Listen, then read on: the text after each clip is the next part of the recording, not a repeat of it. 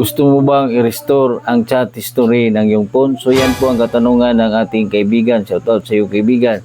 Ang chat history po pala ng Messenger, ito yung mga chat natin noon at ngayon. At kung hindi natin ito ma-secure, ay mag-delete po ito at hindi mo na ito makikita dahil sa bagong end-to-end encrypted chat. So, turuan kita, i-follow at i-subscribe na rin ako.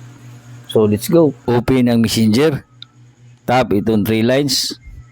Tap itong gear icon settings. Scroll up.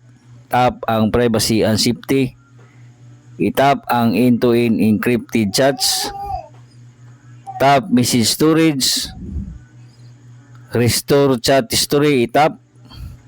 Dito ilagay mo lang ang pin at kung hindi mo kalimutan mo ang pin ay mag-forgot pin ka lang.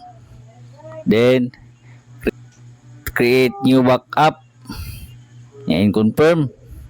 Then ilagay mo dito yung bagong pin mo. Okay? Halimbawa. So, i-confirm mo lang uli.